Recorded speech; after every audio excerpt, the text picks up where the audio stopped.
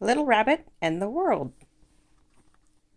Little Rabbit was standing in her backyard at the bottom of the hill where Mommy Rabbit was decorating a basket. "I wish I could see over the hedge," said Little Rabbit. "Why?" asked Mommy Rabbit. "You see Little Rabbit right there? See that big giant hedge?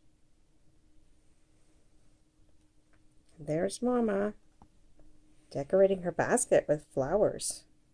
And there's a little birdie up there in that bird cage."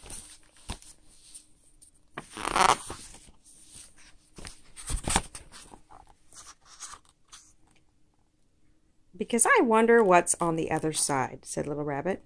"Our yard is nice, but I've never been outside of it. I'd love to know what's there." "Should we take a peek?" said Mommy Rabbit. "Oh, yes, please," said Little Rabbit, jumping up and down. "Please, can I see?" "Of course," said Mommy Rabbit. "Just climb onto my back and hold tight." So Little Rabbit did. Mommy Rabbit walked over to the tallest tree in the yard, and she hopped onto the lowest branch. And then the next one, and the next one. "Look," said Little Rabbit. "There's a road, and a squirrel on it." "Hello!" "Hello," said Squirrel. "Why are you up there?"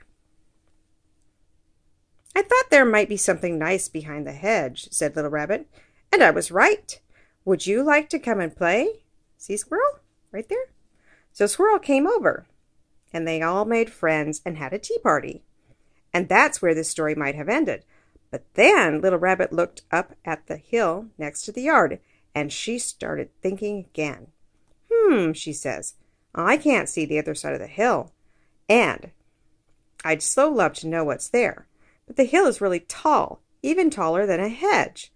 So we'll never be able to see, will we?" And then Mommy Rabbit did a strange thing. What do you think she did? She walked over to the basket, which she had finished decorating, and hopped inside. "Come on," she said. So they all got inside. Then she tied a big piece of cloth to the top. "Now, everyone," she said, "hold on tight." Suddenly there was a big gust of wind. Leaves were being blown off the trees and swirling around them, and the basket started to rock and bump along the ground. At first, nothing else seemed to happen. But then Little Rabbit noticed something. "We're not on the ground anymore," she said. "The yard is getting farther away." There they are. "Yes," said Mommy Rabbit. "We're in a balloon," said Squirrel. "It's a balloon." See? Up high above the hills and the houses.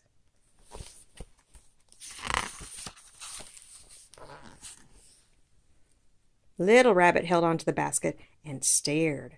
First, she saw the other side of the hedge where she had met Squirrel, and then, as the balloon got higher, she saw the top of the hill getting closer and closer until the basket rose right over it, climbed high into the bright blue sky. And now, on the other side of the hill, she could see meadows and woods and streams and little roads stretching far, far into the distance, getting smaller and smaller as the balloon got higher. "Oh my," said Little Rabbit, "what's that?" "That," said Mommy Rabbit, "is the world. And one day when you're big, you'll go and see it, and you'll be far away over the hills somewhere." Little Rabbit kept staring for a while. "There's a lot of world, isn't there?" she said. "I don't think I want to be big just yet." After a while, they started to drift back down. "Look," said Little Rabbit, "I can see the yard again. And there's the tree we climbed and the road where Squirrel was.